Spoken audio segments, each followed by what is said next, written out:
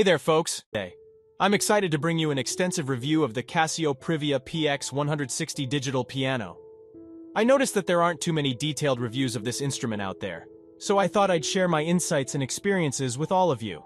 And for those of you who might be interested in picking one up, I found a fantastic deal on it, and you can find the link in the description below.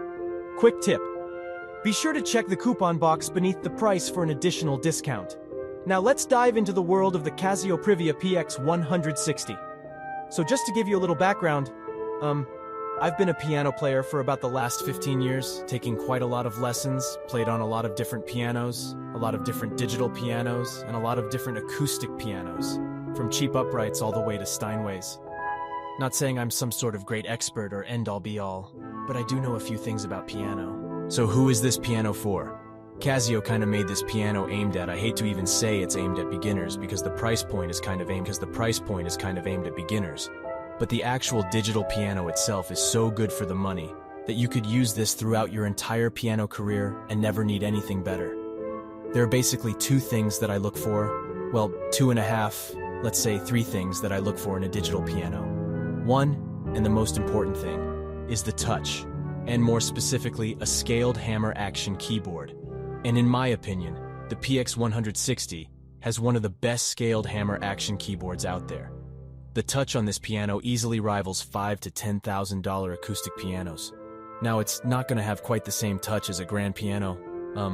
That's pretty much impossible just by the constraints of physics of this world. But the touch on this keyboard was unbelievably good for the money, especially.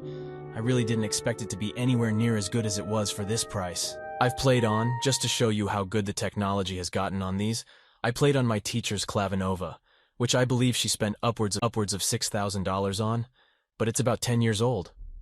This thing has a much better touch than that Clavinova did. I mean, just let that sink in for a minute. That just goes to show you how the technology has changed over even the last 5 years. You're getting unbelievably good touch action on a tri-sensor hammer-scaled action keyboard. Now the tri-sensor, what that means is there are 3 different sensors that detect how hard you push the key. So you're getting a very accurate representation of a real piano and how it sounds. The samples that are used in the PX-160 are excellent. They're multi-sampled, meaning there's, I believe, 8 samples per key, based on how hard you push the key in, so it gives it a very, very accurate piano sound.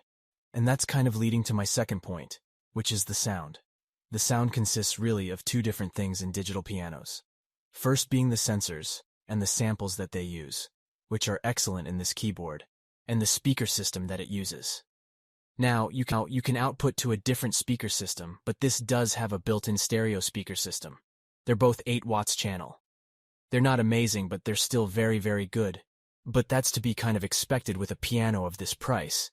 Remember, it is a portable, I guess you could say digital piano, so they can't put huge speakers on this thing.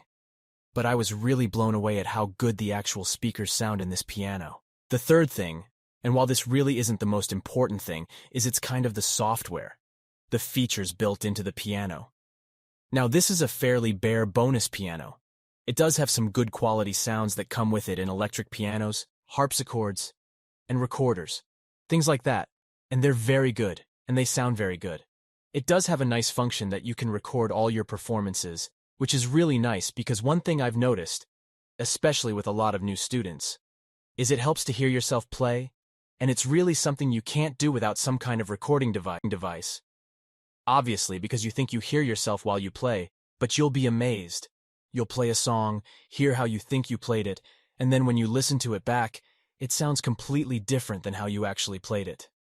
So, to me, that's a very valuable tool for learning, to have a recording system right on the piano like this one has, that you can record your performances and play them back and really hear your own mistakes or where you weren't perfect, because you'll hear them right away.